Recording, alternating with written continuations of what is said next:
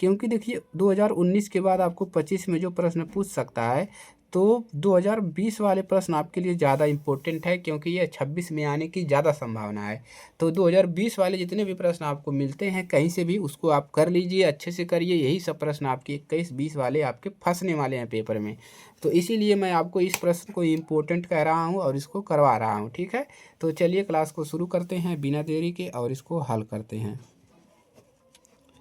तो आपको इतना बराबर इतना बराबर इतना सिद्ध करना है। तो सबसे पहले इसी को हम लिखेंगे। तो 1 प्लस का हमारा है tan स्क्वायर ए, ठीक है, और बटा में क्या है, क्वाट स्क्वायर ए, ठीक है, उसको लेंगे। तो 1 प्लस का क्वाट स्क्वायर ए, ठीक है, बराबर। तो 1 प्लस tan स्क्वायर ए बराबर क्या होता है, सेक स्क्वायर ए होता है, सेक स्क्वायर ए। और 1 प्लस क्वाट स्क्वायर क्या होता है, कॉसेक स्क्वायर ए, कॉसेक स्क्वायर ए। तो फार्मूला यहाँ से मिल गया। बराबर आगे लगाते हुए चले जाइए, ठीक है। तो यहाँ से हम इसको लिख सकते हैं ऐसे, सेक ए का स्क्वायर और सेक ए और कॉसेक ए, मतलब दोनों का स्क्वायर कर सकते हैं। क्लियर है। तो दोनों का जब स्क्वायर करेंगे तो क्या मिल जाएगा, 1 अपान सेक का क्या होता है, कॉस होता है, और इसका क्या होता है, कॉसेक का साइन होता है। तो 1 अपान साइन ए। अब इन दोनों का भी स्क्वायर हो जाएगा इस प्रकार से। तो फार्मूले से आगे बढ़ते हुए क्रम चला जाएगा। चूँकि 1 प्लस tan स्क्वायर ए सेक स्क्वायर होता है और 1 प्लस क्वाट स्क्वायर ए कॉसेक स्क्वायर होता है।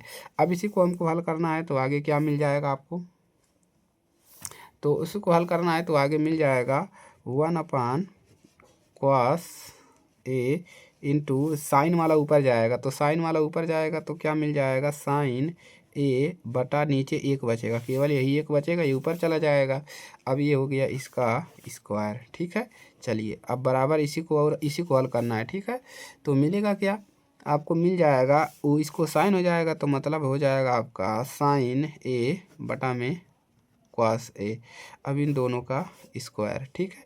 तो साइन ए कॉस स्क्वायर ए बराबर क्या होता है, tan ए स्क्वायर। तो ए आपका सिद्ध हो गया। आपका क्या हो गया, साइन स्क्वायर ए tan स्क्वायर ए आपका सिद्ध हो गया। अब इसको आप ए भी लिख सकते हैं, इसलिए ये सिद्ध हो गया। अब देखिए इसको सिद्ध हो गया। अब हम क्या करेंगे, पुनः है, अब इन दोनों को लेकर सिद्ध करेंगे, ठीक है, पुनः। तो 1 माइनस tan ए बटा में 1 माइनस क्वाट ए, ठीक है, इसका स्क्वायर बराबर 1 माइनस tan ए और बटा में 1, और यहाँ पर 1 माइनस 1 बटा क्या है, साइन यानी कि tan ए मिल जाएगा, ठीक है। 1 माइनस tan ए 1 माइनस क्वाट ए, इसका स्क्वायर। देखिए अभी हमने क्या सिद्ध किया है, ये प्लस वाले पे सिद्ध किया है। अब हम क्या करेंगे, माइनस वाले पे भी हमको सिद्ध करना है, ठीक है। किस पे सिद्ध करना है, माइनस वाले पे भी तो सिद्ध करना है, दोनों के लिए, एक बार प्लस के लिए एक बार माइनस के लिए सिद्ध करना है। तो प्लस वाले पे हमने इतना दिखा दिया, अब माइनस वाले पे सिद्ध करते हैं। तो tan ए को क्या लिख सकते हैं, tan ए क्वाट ए को 1 अपान क्या लिख सकते हैं, tan ए, ठीक है। चलिए आगे बढ़े, तो आगे बढ़ते हैं, अब इसी को आगे बढ़ाते हैं, ठीक है। चलिए तो मिलेगा क्या, 1 माइनस tan ए बटा में ये क्या मिल जाएगा, एलसीएम लेंगे तो यहाँ से इसका एलसीएम ले लीजिए। तो एलसीएम लेंगे तो ऊपर क्या मिलेगा, tan ए और -1 मिलेगा, और नीचे क्या मिलेगा, नीचे एलसीएम यहाँ पर एक करेंगे तो नीचे एलसीएम क्या मिलेगा, tan ए एलसीएम मिला।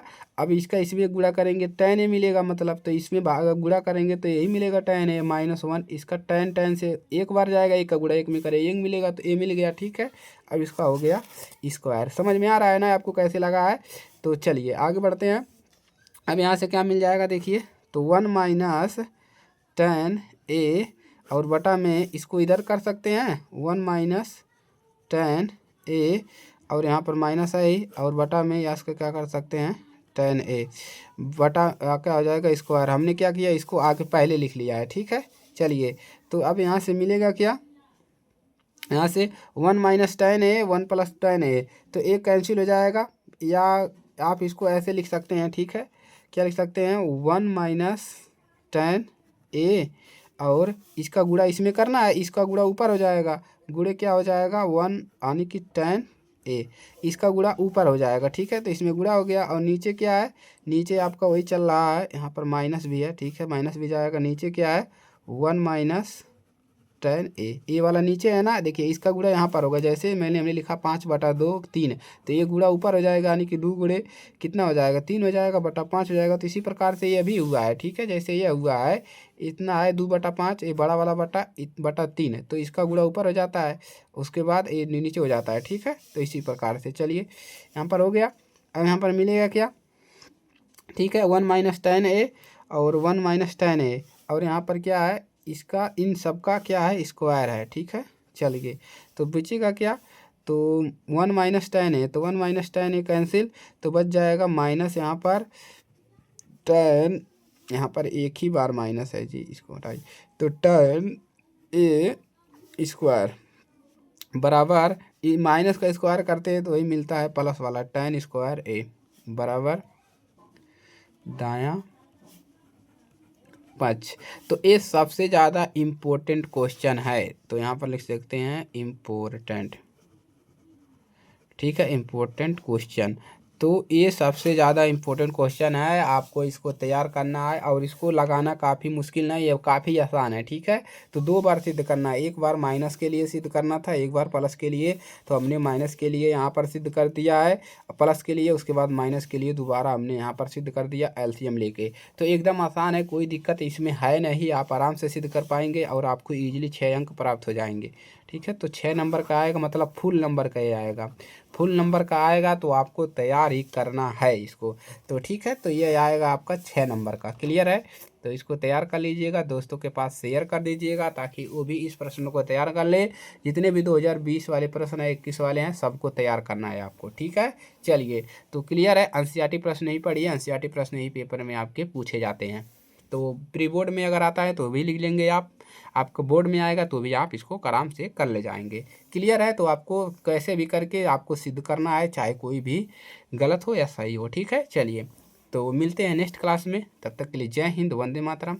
चैनल पर नए हैं सब्सक्राइब कीजिएगा, दोस्तों के पास भी शेयर करिएगा और कमेंट में हाइप करना मत भूलिएगा। ठीक है, तो हाइप ज़रूर कीजिएगा वीडियो को, ताकि ज़्यादा से ज़्यादा लोगों की मदद हो सके। मेरा यही मकसद है कि लोगों को गणित से रूबरू कराना और उनको गणित में दिलचस्पी देना। ठीक है, चलिए।